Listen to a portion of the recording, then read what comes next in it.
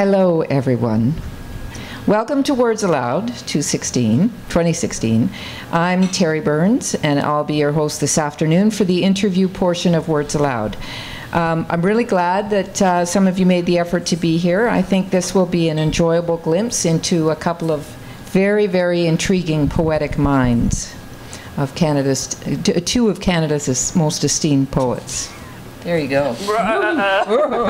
Okay, then.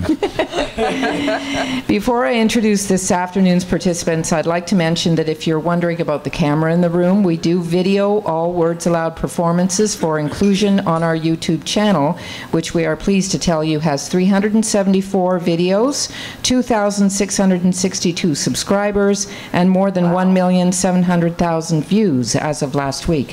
Whoa. Yes. Check it out when you have the chance.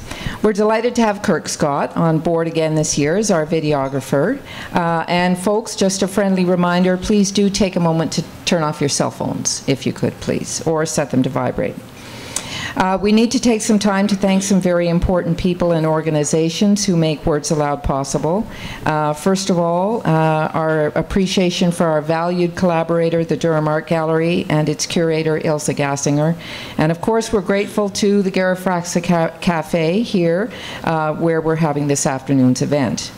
We also appreciatively acknowledge the financial support of the Canada Council for the Arts, the Ontario Arts Council, Canadian Heritage, the League of Canadian Poets, the Quebec Writers Federation, the Municipality of West Grey, the Leffler Foundation, and Community Foundation Grey Bruce.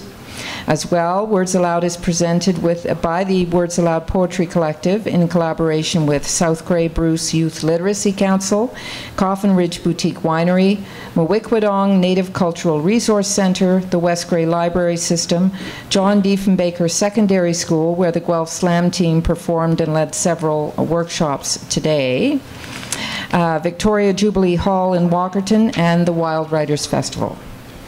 We have too many other supporters, donors, and volunteers to mention here by name, but if you do look at your program at some point through the weekend, you'll be able to see them as well. I'm joined today by Brian Henderson and Sue Goyette. We're going to be talking a little bit about their use of language and in the context of poetry that also includes the way they experiment with the shapes of the words and phrases on the page, the parts of their poetry which is filled with layers of information, and the parts that are silent and pregnant with possibility. I'll ask a few questions, and then at the end of the session there will be an opportunity for questions from the floor. Don Demansky, in the jacket blurb for Brian's book, Or, said, "Henderson's language is often just out of reach, which is perfect, drawing the reader deeper into his world by understanding its implications." In a time when accessibility in its many forms seems to be more of a goal, it's interesting to encounter someone whose, quote, language is often just out of reach. Brian is the author of 11 books of poetry, most recently Or, published by Talon Books in 2014. He was a finalist for the Governor General's Poetry in English Award for his 2007 book, Nerve Language, published by Peddler Press, and won the Canadian Authors Association Award for Poetry in 2011 for Sharawagi. Is that the correct pronunciation? Sharawagi. Yeah. Sharawagi, from Brick Books. He's been published in several anthologies as well as in most of the literary presses in Canada.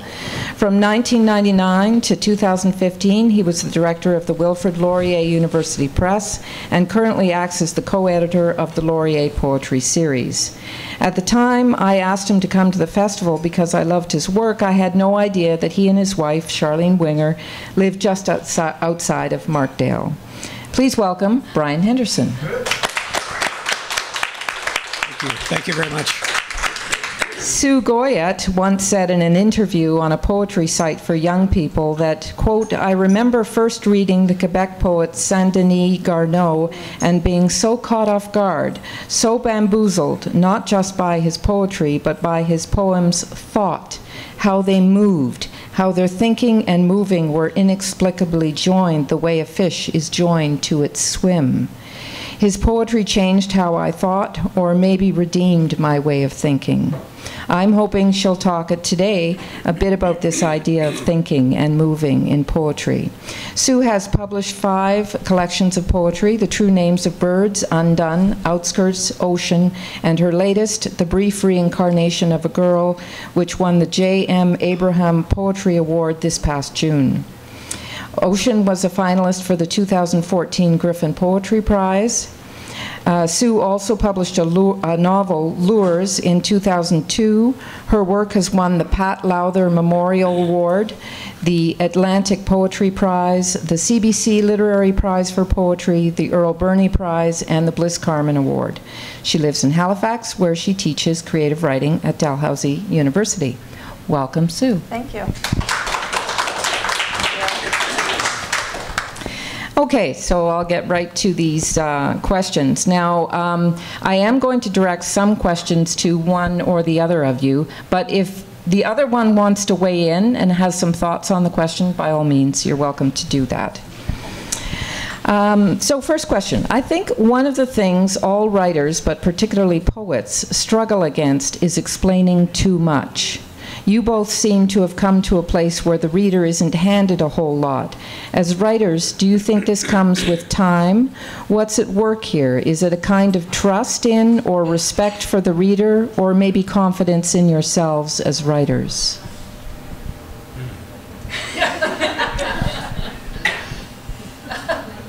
And that question goes to Sue. Well played. Do you have any? I can talk about this. I think about this a lot. I need the microphone. Okay.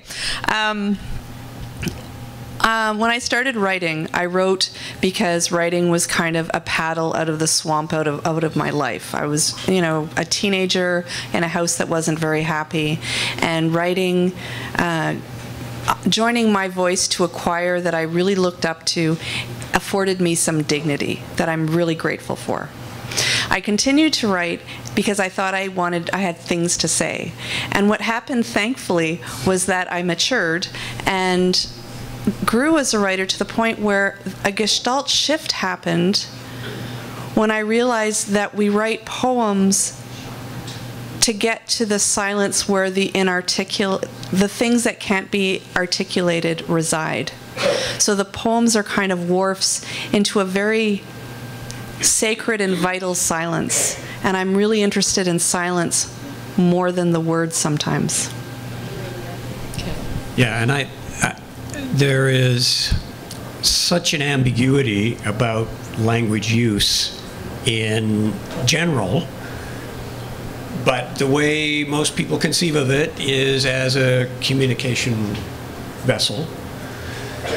And most literature is driven by a kind of sense of direction, or of goal, or of a narrative, or of a sense of a whole.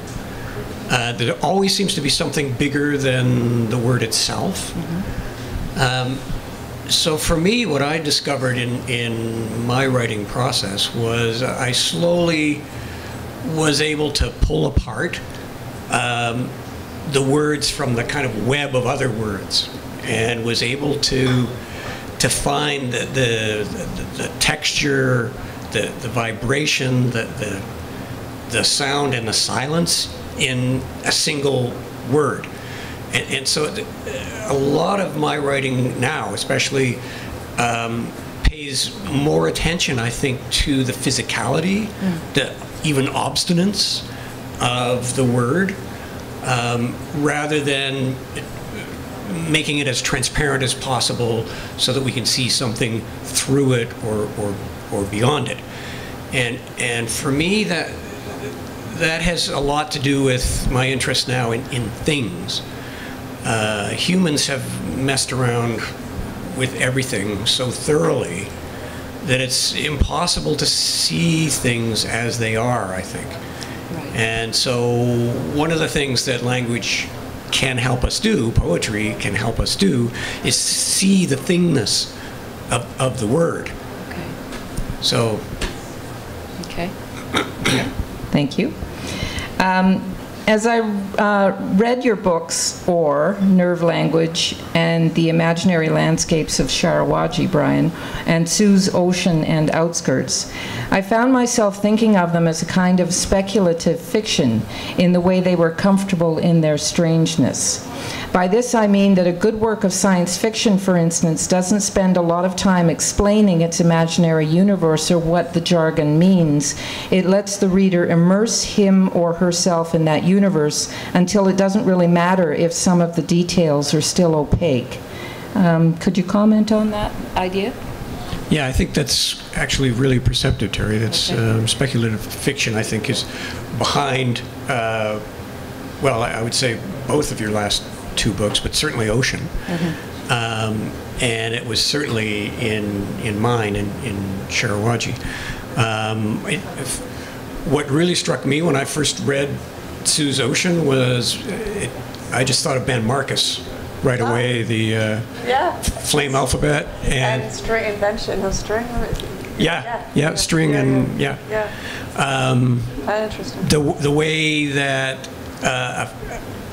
a speculative world comes to be just as it is. Critics have said that Sue does mythology, but I'm not sure that's what it is. I think speculative fiction is closer to what happens. And it's an immersion for the reader, and that's how I tried to set up Sharawagi as an experiential process. And it's like life. You go through stuff and you miss everything, or most of it. So, you're reading and you miss a lot of stuff. And we know that even when you're reading a novel, the way we read is the text doesn't discipline us or dominate. We tend to respond. We have little thoughts that go off into various directions we're reading, and we think, oh, well, that was weird. I mean, why did they? I thought that, and then you start going off on your own tangent, and then you come back to the page, and it's like, where was I? And you're always making comments and interacting, and it's. Right.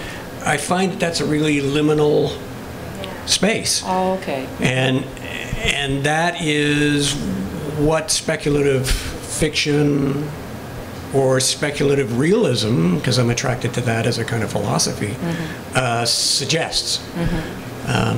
So yeah, it was kind of a lot of fun doing Sharawagi and just letting it rip. Yeah. Do you want to comment on that? Yeah, sure. And Sharawagi, especially the first section, put me in mind of Calvino's Invisible Cities. That's what I thought. I thought that too. Yeah, yes, the kind of invented, like, cities almost, or settings. So not just objects, but place as well is really important. And temporal seems to be a big labyrinthal kind of theme. Yeah, in fact, that goes on and on. The temporal piece. Yeah. But it's interesting that much of Sharawagi began as a kind of response to this Polish surreal painter whose name is Jacek Jurka, who has some very interesting spaces. So good. Yeah. Speculative is a great description to how I think art works, in that art is an invitation to consider this as that. Like a metaphor. And there's that great moment in El Postino, the film about Neruda, when Mario, the guy who's delivering mail, because he originally saw the photo of Neruda with those two beautiful women, and he thought if he too wrote poems, he could meet beautiful women. So he wanted to learn how to write poems, which I kind of love. But so Pablo is teaching Mario how to write poems, and there's a moment in the film that still makes me, like, even despite how much chocolate I'm eating, when I watch it, I still get really moved when he says, "What, Pablo? You mean everything is a metaphor?" And Pablo says, "See, Mario, everything's a metaphor." So the way I think about it, if this is that, which is a unit of metaphor, is a unit of knowing, it's an event. Something happens, a kind of energy exchange between this and that invites readers to participate in the thatness. So my job is to kind of remind us all that once you start seeing that this is that, it can be that and that and that as well, and that everything's connected. And once you start feeling and writing from that place, one, I shouldn't be driving because I'm so involved in what I'm seeing, but more importantly, everything becomes an event, and you become connected to a flow. You're in a creative flow then, because everything kind of is feeding that connection. And it's an invitation for readers, and that's where the silence comes in. The this is that. As soon as the collision happens, there's shrapnel that off-gasses where the reader is making their own connection, and that private connection is how we participate in art. And that's what keeps it alive. There's these great sculptors, a sculptor named Theo Jansen in Holland, and he makes these strand beasts out of plastic PVC tubing that covers all the wiring. And he's also an engineer as well as a poet, so he knows how things move, and he makes these big creatures that all move with different joints. There's lots of YouTube about him, and they're quite amazing, but they collapse on the beach and he leaves them, and when the air's right, the wind is right, they rise and they move forward. And I think for me that's the best metaphor to explain how good art works. You know, it's there, collapsed, and then when someone comes along and is willing to do the this is that, it moves. And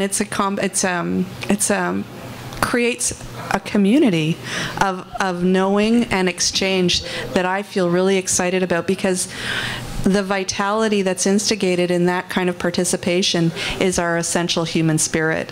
And we're bereft of that right now because we're so busy working. Beautifully put. Thank you. Let's see now. So I think of you, Sue, as a nature poet. But nature poetry is more than just descriptions of natural phenomena. Do you think of yourself as a nature poet? And if so, how do you approach this idiom? Nature poet. I don't know, because I also like punk music and spicy food, but I also like trees and foxes, so they're yeah. not necessarily don't name me. antithetical. Actually, I think I'm just, I don't know what I am. In the beginning of the Ben Lerner's, one of his novels, the quote by Emerson is, "Remember, all words once were animals." If I'm a nature poet, what I'm doing is I'm a radical activist for our planet and for our hearts, and how we're all connected, and how we haven't always understood that connection, and we have some restoration to do on all kinds of levels. And I am a fierce advocate for humility and for understanding and curiosity instead of fear. And I think if my work can inspire curiosity instead of fear, then I'm doing I'm okay, I can sleep. Because when you look at nature, like things like seahorses and jellyfish, you have to think, who invented these things? They are insane. They're so beautiful, and you know, like I can watch the Vancouver Aquarium jellyfish live cam for hours. I watched bald eagles all spring to see their little eaglets hatch, because so nature for me is the original metaphor, because it's the combination of morphology and physiology, design and function that art tries to replicate in its perfection and contraption. So in that way, I'm a fierce advocate for nature. Yeah. That's good. Thank you. That makes sense. Yes, Okay. yes, absolutely. Brian, you've done quite a bit of work with visual poetry. The Alphamericon is pure visual poetry, or also evokes a physical landscape, a landscape of story in which the reader takes different semantic and visual paths within the physical environs of the poem. I'm thinking of this in the context of one of the mini themes of this year's Words Aloud Festival, and also what we've already referred to here, that of silence, absence, emptiness, or space. Do gaps in the work guide the reader? Well, let's say there are multifunctions to gaps. Some of them tie together aspects of the work more closely, others sever. And it really depends on what kind of reading is happening. So it would be a reader who would be able to imagine what that space is. It's interesting that you're broaching this right now, because tonight I'm going to start by reading silences. Okay. So Okay. that should be interesting. Middle of words aloud. But yeah, those places are energy places, I think, in a text that attract and repel. They're kind of like, they could even function as black holes that draw you in, and you cross the threshold and you're lost. You can't get back out. But sometimes you're just spun around and all you are is bent, the way light is. So yeah, it's an oral as well as a physical, structural space. Mm-hmm. The Alphamericon is built on so many different kinds of models that it's hard to actually say this is the running model. For those of you who aren't familiar with the Alphamericon, it's a series of images that have been constructed out of letters. And so some of the images are quite lyrical. They're all like a bird in flight or something like that. And then other ones are jangly, like a sound is jangly. It's available online, and if you get a chance to take a look at it, there's no semantics, like there's no semantic meaning to it, but it's just pure visual poetry. Yeah, and one of the key models, I mean, there are two. There's a bunch of models, as I said before, but the two key ones are the labyrinth, and the other is the mandala. Mm-hmm. And they play key roles. The mandala, we've been speaking about the role of silence, mm-hmm. and of course the mandala is a place where the concentration of the universe's energy is to align with the one who is meditating. I see. So there's an attempt there to open silent doors to something, beyond the structure. Okay. Yeah. Okay. Great. Thank you. Along similar lines, I'm going to direct this to you again, Brian. You studied music in university, and there's an almost architectural element in some of your work, either in physical shape or in some of the metaphors or subject matter that you choose. Music and architecture share a mathematical language. Is this a factor in your work as well? No, actually. I am fascinated by both of those arts. Okay.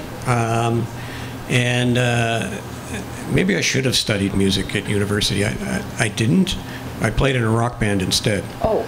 So when I should have been studying, I was drumming. I don't know what I was thinking, but it was way more fun. But music does play a big role, as it did for the symbolist poets. Poetry aspires to the condition of, but the way I read it, it's not a Verlaine kind of poem that I'm working on. The music that I have in mind is not melodic. Okay. It's like a wall of sound. It's a sonic space, right? And it's atmospheric rather than melodic or harmonious or anything like that. Okay. So you'll find even in the poems that more or less make some kind of sense of mine, that there's a lot of sound. There's a wall of things going on. Okay, great. Sue, there is a big gap between the publication of The True Names of Birds, your first book of poetry, and Outskirts, your second, and you wrote your novel Lures in between. The first poetry book was intensely autobiographical, whereas the second one was much more fictional narrative. Did the writing of the novel have an influence on that? So there was True Names, Lures, and then Undone, and then Outskirts. Oh, then Undone. Yeah. Okay. So Undone. So there was a 7-year gap, but not as big. Yeah. I don't know. I think I didn't encounter writing in an academic situation. I encountered writing like on the ground and running, and then went to school to learn more about it. You know, some people start writing when they start reading in university and they want to be, you know, there's different ways to encounter and commit to the vocation, I guess. So I wrote very young. Like, I have so many bad poems. I think the first poem I wrote, and I've talked about this, is in grade 8 when some guy cheated on, some guy who I thought I was going to marry in grade 8, named Jimmy Pratt. No. You know, anyway, it didn't go well, and I wrote a poem about how it didn't go well, and then got it published in the school newspaper, and so I was using writing as a kind of chimney or window to let some smoke out.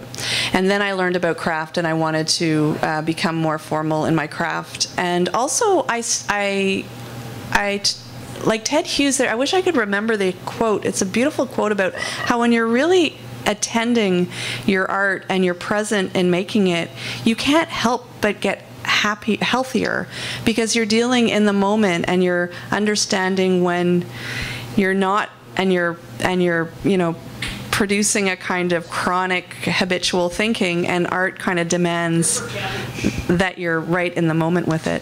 So I think I just dealt with my stuff. Like Confucius said, I dealt with my stuff, and then I got married and I dealt with that, and then I moved in.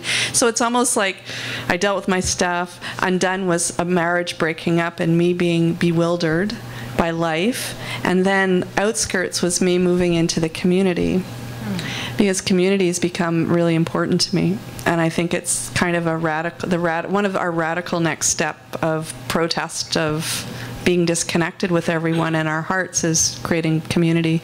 So it just kind of, my writing aligns with who I am and what it's a big thing to put something out in the world and be public with it, and I need to believe in it completely. Well, it sounds also, in fact, as if kind of your concept of who or what you belong to has expanded. Absolutely, absolutely. I think that's the truest thing. I still consider my work to be, like, how can it not be personal? But it's not. I'm not having to be in it anymore. I don't need to be in it anymore. It's inappropriate for me to be in it. Yeah, I totally agree with that, and that's exactly what I found. Initially, it was a kind of response to the world and what you're trying to make of the world, and thinking through your experiences and whatnot. And I've become, I guess, in the last 3 or 4 books, much less concerned with that, because as Sue's alluding to, the self is an illusion anyways, right? So if we can find some other level to actually participate in, then maybe that's one of the best things we can actually offer as artists. Okay. Okay, back to you, Brian. Let's see now. Actually, I think I'm going to skip that one. Question for both of you. I'm interested in your use of the third person plural. It's a bit risky in that it can have an active participatory sense, as in we, as in a specific well-acquainted group, did this or so, or in a sociological sense, we as a species or an ethnic or racial group behave or believe thus and so. So it has both inclusionary and exclusionary implications. Was this something you thought about when you made the choice to use the word we? For me, it definitely was an issue in Sharawagi in particular, because that book does deal with different groups or different kind of ideation that certain kinds of groups would have. There are the armies, there's the corporations, there's the survivors. But the question, actually, you know, when I think about it, so who are the we, if I'm using that for the survivors, who are then the survivors, actually? And I think the book leaves it as a kind of pre-community, that those people and those animals and species that happen to survive are isolated and are finding it extremely difficult to cohere and to find a community. Okay. So they're just traveling, looking for survival, basically. Mm-hmm. Okay. I think my we is singular and community-based both. And in that way, I think, yes, the self is illusion. We can think in all kinds of ways in how we perceive ourselves, but ultimately we're all in this together. Even the people we don't agree with, or the people that we have hurt us, or the people who we don't agree with, even Donald Trump. So here we are together on this planet that's getting hotter, that doesn't have as many trees as it should. The water's not being treated with the best regard. A lot of people aren't being treated in the best way. And I think we really need the roar of we right now. So I purposely chose we, understanding that it's part of the metaphor that I'm creating, which is a response to the wild, for ocean, the wild that we live next to, and the unknown of that, and how we live essentially with that wildness, because we're all mortal and we don't know how long we're here, and we just schedule our days kind of guardrailing our sense of safety. But really, we don't know what's going on. Like, we know what's going on right now, and that's about it, which is kind of scary when we think about it. And I like that we're in it together, and I like that when we don't know what's going on, we can reach out to each other, or we can just bring muffins over to a neighbor and say, I'm here, though I don't know what to do. I think that I'm here, I don't know what to do is so important. And I think that's why I really like poetry. I encounter poems and I don't quite know what is going on, and it reacquaints me with being okay with not knowing what's going on and being there anyway, which I think is a fundamentally important muscle to flex right now. We don't know what's going on, and that's okay. Okay, you both worked in prose poetry as well as in verse forms. What kind of a challenge does that form bring, the prose poetry form?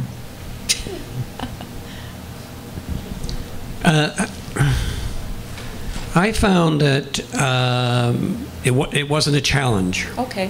When I stumbled, again, I can refer to Sharawagi, when I stumbled onto that form, it just seemed completely natural to the rhythm and the perceptions that were happening in each of those pieces. The structure of the block, which is really what it is. It's not, they're not paragraphs, but it's just a block. Kind of reflects the, I don't know, standardization and, you know, corporatization and you know, barcodization of our perceptions. But within them are all these things that are going on that are quite different than that block. But I think the tone of the piece, those pieces combines the ability that prose has to allow you to kind of continue and explore syntactic things more thoroughly, as well as the dense imagery that poetry offers. So that kind of combination really appeals. Okay. Yeah, I like I think a prose, I like the idea of block is kind of like a crowded metro. It's just a lot of stuff stuck together, so there's the tension of all that stuff stuck together, and it's not aerated by line or stanza break, which does something really important. I just read a great Paul Valerie. Valerie was talking about how, Seamus Heaney says the first line is the tuning fork of the poem. And Valerie says the first line of the poem is this fruit you've never encountered, and the poet's job is to then invent the tree that it grew from. And I love that idea. And so when you think of that idea, the aeration of line breaks and stanza breaks makes sense spatially, whereas the enjambed is almost more urban in a way. It's just like it's all of us, all those words up in each other's faces, and the tension and momentum that happens when all those words are crammed, it really is interesting to me. Yeah, and I think that's a really great metaphor, the tree metaphor, but obviously what the line breaks do is breath. Yeah. Right? They give you that kind of rhythm, and syntax can give you a different kind of rhythm, as probably Sue knows from having written fiction. But both are different, not hugely different, which is why I think you can blend them and work with them together. But it's remarkable what can come of that confluence. Yeah, that's really interesting. Thank you. I just finished reading Robert Bringhurst's book, The Tree of Meaning, and he says at one point that poems are the tips of the icebergs on the ocean of poetry. And Adrian Rich says poetry will go on harassing the poet until and unless it is driven away. They seem to have a more expansive idea of what this thing poetry is. Any thoughts on that? Yeah, it sounds like some kind of Pangea or whatever. It's a submerged continent. Yeah, exactly. Yeah. So maybe there's all kinds of tectonic things that are going on, which is true, right? There's so much that's happening in poetry. I mean, all you have to do is look at Canadian poetry. What's happened in the last 20 years is astounding.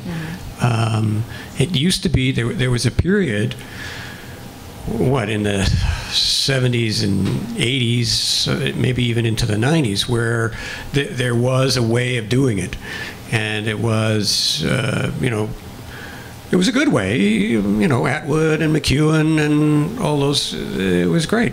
But there's been such an explosion of different kinds of ways of thinking about what poetry is and what it can do. It's really exciting. It's fun. Any thoughts from you? I'm thinking that the tip Bringhurst is talking about, like the underwater, is the silence, is the unknown, is the wildness that defies being corralled or domesticated into word. And so, Paz said we write poems because we go to poems for poetry, and not all poems have poetry. And poetry isn't always just found in poems. It's kind of like the coyote that we always, when we see something living, like an unexpected animal. Like I remember coming across a moose when I was driving home from Quebec one year. And the moose was so alive and vibrant and huge, part Dr. Seuss, part Dali, like what. And I felt this boing of, not even boing, that's not the right word. I felt this explosion of life and vitality that I wanted to lean towards. And I think that is part of poetry. I don't know what else. There's other ingredients to it. I don't know what it is, but I know it when I encounter it. And I don't think it's always in poems. I think it's, you know, you see it, you encounter it in dance, you see it in, you can have it in a conversation. But I think it ordinarily, one of its water holes, reliable water holes, are poems. But I think what we're interested in is that kind of the recognition and implosion of vitality that we crave, that says, I see you and you see me, and it's a bow to each other. And that's what we're so after. And I think when that under, you know, the tip is there, and yeah, we come close like a wharf in the big ocean of wild. Yeah, it's interesting. Lacan was suddenly turned into the psychoanalyst that he became when an object looked back at him and he saw the other perceive him. Oh, okay. And so when you're in that space, and you can't always be in a space like that. I mean, often when you have a moose, you know, you don't have much choice. But I think one of the functions of poetry is to attune our attention so that we can see it in other kinds of things that can look back at us. Those things withdraw, and they look at us with their withdrawnness. You know, they don't have often an explosion of life, but they have a kind of being that's almost like a vacuum, and it just kind of pulls you in, and it's like, whoa, what is that? I've seen 10,000 of those things, but now I'm looking at it and it's amazing. I like hanging out with people who are engaged in the world like that. I think that's what I think we need poems, but more importantly, I think we need people who are engaging with the thingness and the wildness and the vitality, because it's viral. We catch it from each other. Like, you know, Buddha said, with one candle we light many. When I talk to someone who's engaged in their work, it reminds me of how it feels to be engaged, and I'm that much closer to being engaged in my work. And we do that for each other. That's something we do so we can warm our hands on each other's fire.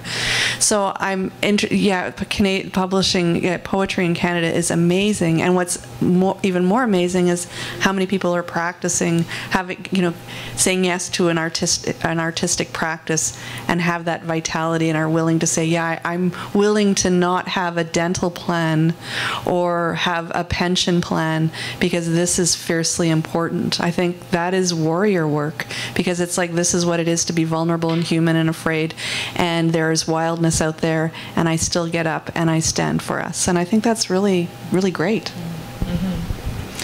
And my last question here, and then I'll open it up to the floor for questions.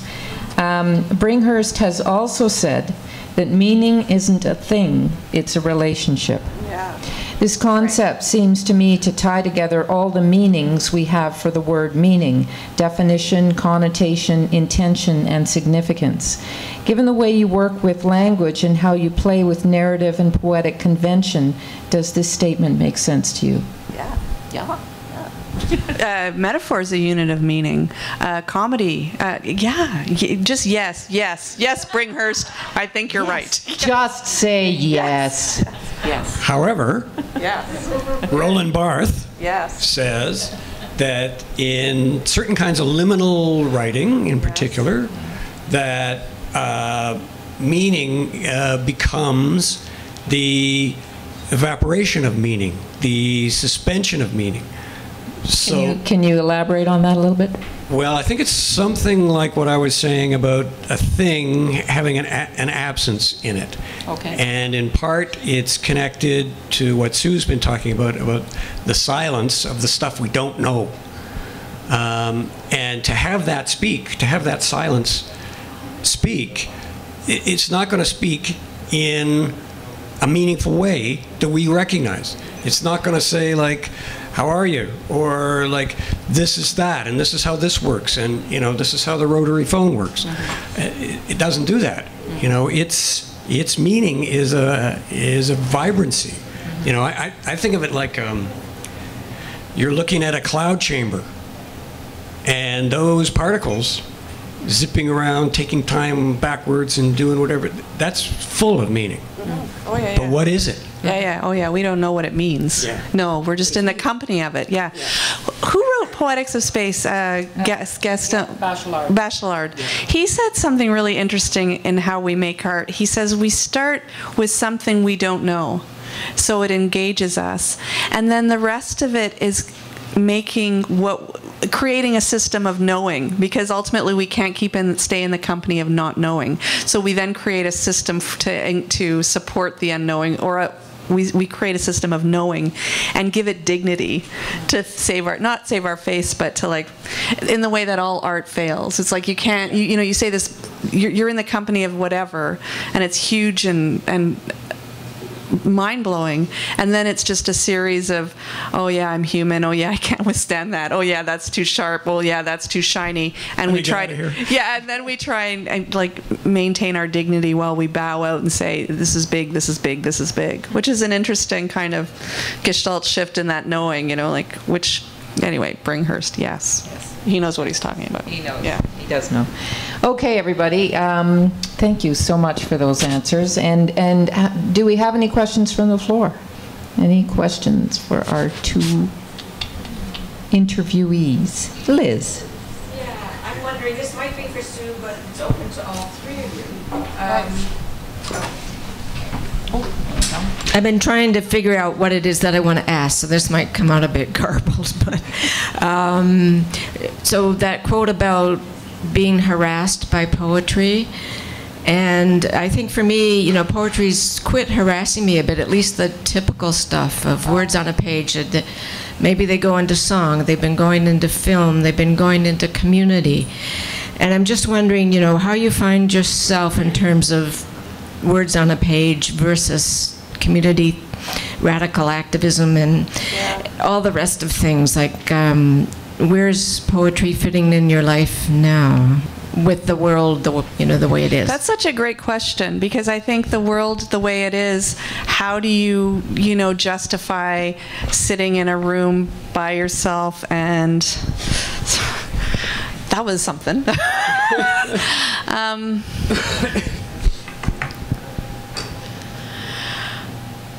I see poetry as my practice. It's my discipline. It's where I put my energy. It's not the only place I put my energy, but it's one of the most important places I put my energy. So when I don't do it, I've had to re-narrate those times in my life when I feel farther away from it. It feels very lonely, and it feels like I'm not doing what I'm supposed to be doing. And then I have to remind myself that I am exactly where I'm supposed to be doing, and it's my time to either breathe in and read and watch film and do the community work. And then something happens and it comes back, and I have to. But so what I'm hearing in your question is part of that kind of not writing, which is, there's such that's a bereft feeling. So I hang out with people who are writing, and I hang out with good film and good music and good art that instigates my curiosity, and I've learned I know what helps me back into the groove. And when I'm out of the groove, I tend to overthink it, and thinking is kind of pesticide to groove. The more you think about it, the less. So I'm about getting into the groove. I've just been. I talked to my class last week about how important play is, and so just psychologically, we've understood play as kind of a way we rehearse or practice what we're going to grow up to be. But the more we learn about play, the more we understand how it's a biological event, and that we need it to know how our brain to further develop our brain. So there's a moment in our developing when we have to play, and it is interspecies. And when dogs play, they bow to each other, they wag, they don't show their teeth, their movement is balletic, it's not aggressive. So I try to remind myself of play, because play is kind of the first step back into the groove. And the groove is when you see this is that and this is that and this is that. You can see how everything's connected. But you can't, like Brian was saying, you can't stay there all the time, or we'd never have supper. The dishes would never get done, and the lights in the furnace would be on all night. It wouldn't be good. So, you know, we take turns. We take turns. And so I've had to come to the point where I think it's not my turn right now, but I trust someone's going to do it. I don't know if that's helpful. Your playing with play there reminds me of, I guess it's Brian Masumi's latest book, or one of his latest books, on what animals can teach us about politics. Yeah. And he spends a chapter at least talking about instinct, and how instinct is in fact improvisatory. Yeah. It is not a stimulus response arc. It's not a machine. Yeah. It's play. Yeah. And so important. Yeah. And so that's how species evolve. Yeah. Because they're playing all the time, yeah. testing out possibilities in the virtual, yeah. right, to get to the real. It's a really interesting notion. What did the Buddhists say? You've got two dogs, fear and love. Which are you feeding? That one. The other thing I learned about play, and this is fascinating, and I don't want to take up too much time, but rats have the same neurological transmitters and cortical architecture as we do. So they're often used in research about development and psychology and stuff. So rats have a time in their growing where they play. They hold each other down, they squeal, they bite, but they don't hurt each other. They're playing, they're figuring stuff out. So this group of scientists let one group of rats play and then suppressed another group of rats from playing. And then they let them mingle again and put them back all in the cage, and they went along and drank from their water bottles and were fine. And then the scientists put a collar infused with cat smell in the cage. And all the rats, we don't play to learn to survive. It's hardwired in us. The rats all ran and hid because they know how that's just wired in their brain. The rats that weren't allowed, that had play suppressed, stayed hidden and never came out and died hidden. The rats that had played eventually came out and investigated to see if it was safe again. So I think we can do I'm really interested in neuron plasticity and how we can change the way we think. And I think if we can replace our no but or our yikes or oh no to yes and, or let's see what's going to happen next, rather than get hard and cold and scared, it really takes a lot. It takes that. And it just takes that. You know, it's like a lateral shift into a different way of thinking. And when I do it, I can do it. It's like being in a groove, and it's like changing. I can't even explain it, but you all know it, and we all want to be there all the time. But like I said, it would be really hard at traffic intersections and grocery stores. We'd be dancing and singing, and it'd be a mess. But anyway, I think it has a lot to do with how we've been wired and how our work ethic is now primarily plugged into our sense of worth and value, and not working isn't so valued as not working isn't as valued as working is, and our sense of productivity and value and success is plugged into banks and money and not into the things that matter. Yeah, and I think that maybe humans have always been driven by fear, but my sense is in the last quarter century that there's just been a tsunami of fear-mongering amongst all kinds of levels of society, and it makes it, when you're in that position, when that's been inculcated in you, it's virtually impossible to get to the place of openness and transformation. Yeah. You just can't get there. And, you know, our politics, look what's happening around the world now with immigration and migration, and it's people are running scared. That's what Brexit is all about, and they're going to vote in Trump south of the border here. We're going to have walls built up between Toronto and... All right, turn his mic off. I'm going to put a wall between... Around Donald Trump's star. In Hollywood. Brian surprised me by using the phrase liminal writing, and I immediately thought of diaries that everybody writes that and nobody ever reads. But what did you mean by it? Thanks for the question, Daniel. What I mean by that is a writing that is on a threshold, that's at the edge of something, so that it doesn't partake of only one realm. So, for instance, hypnagogia is a liminal state. When you're daydreaming, that's a liminal state. You move in and out of consciousness, and you move to a different kind of consciousness. Dream things start to happen, and it's that fluid space between realms that's liminal. And I think, quite frankly, that writing is liminal conscious space.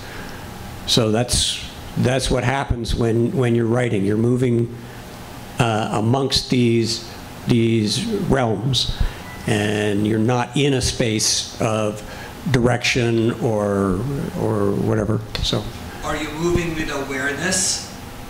Sorry, Dan? Are you moving with awareness? Yes, that's the goal, at least. So you know what that liminal space is in a particular poem, or in the sort of conscious, habitat that you're in at that moment. Yeah. Anyone else? Yes. I want to ask about aloneness and the way it's changed, and what you think that effect is on writing. And what I mean by that is, like, quite often now people will be by themselves, but they're connected by telephone or Skype or email or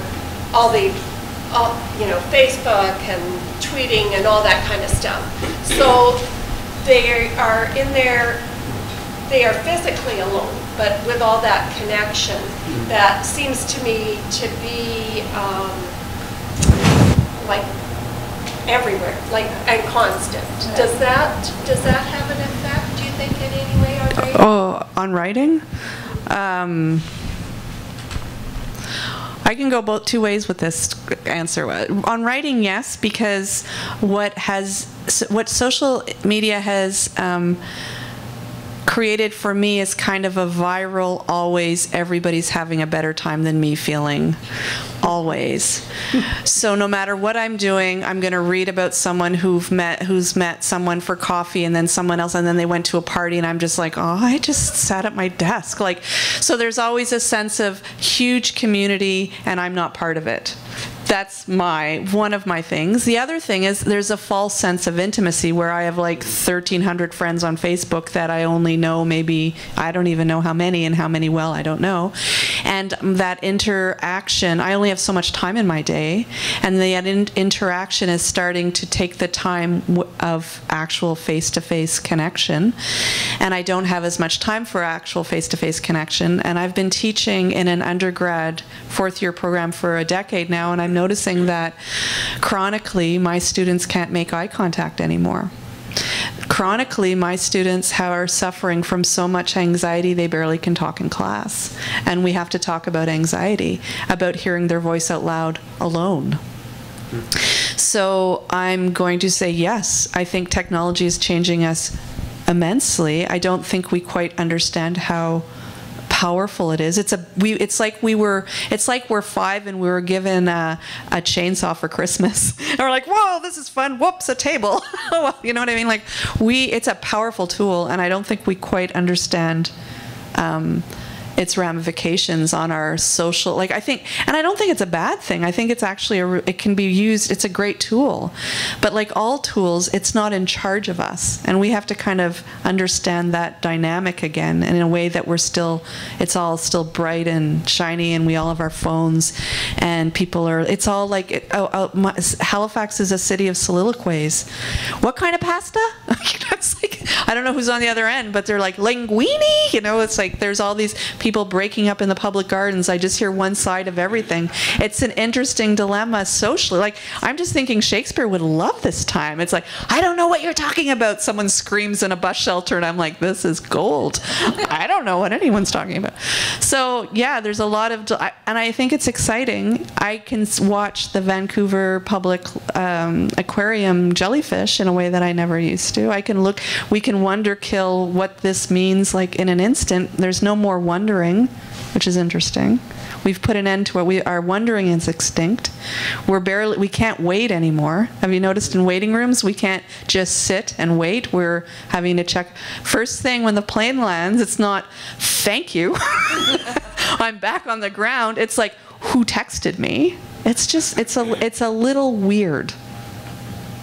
So there's that. The level of anxiety is an interesting dilemma for me. I'm noticing that on the ground a lot. Eye contact. Even at this, superstore when I go get groceries, if I say, I'm okay, how are you? The person who's checking out my groceries freaks, like, what? It's like, you answered me, and then we have a conversation, and it's a weird dilemma because it's a false sense of intimacy. So there was a great article in Psychology Today about how MFA programs are so popular because it actually is an opportunity to talk to people and to be heard in a way that we rarely get anymore, because people don't have that kind of friendship. We've kind of replaced, I don't know if I go along with this, but a lot of people don't have the kind of close friends, a generation ago had. So a lot more people go to therapy because we take the same kind of problems we would have taken to our good friend with a bottle of wine going, I don't know what's up with this, and then your friend would say, you're acting like a asshole, stop doing that. And you're like, okay, I'll stop, like whatever, but you'd have the echolocation of a good friend. Now we pay people to do that. Like, it's just intimate. I'm really interested in that, so that's a really good question. Also, how do you shut the public down when you're writing? That's the big thing, because there's the pressure of being public when you publish and sell books, which I don't know if it's a writer's job. I mean, I'm awkward as F. Like, I shouldn't be giving me a microphone is like, I'm so awkward. And I think I'm being asked, poetry. Like, if my son was here, he'd be like, you're a poet. Like, who cares, right? Like, you're a poet, like a big piece of humble pie. But nonetheless, there's a public aspect to it that, again, to use the word pesticide, does not do well for creativity, because how do you shut all the outside voices down when you have to go to that place where the flow is and where the play is, and where you have to always erase the idea of success and failure and just do it? Outside world measures things differently, and it's really hard to shut that voice down, and that belittles my ability to flex my imagination sometimes. How are we doing on time, folks? We should wrap it up. Okay, so we're wrapping it up. Thank you so much, Sue, Brian. That was an absolutely fascinating discussion, and we thank you all for coming.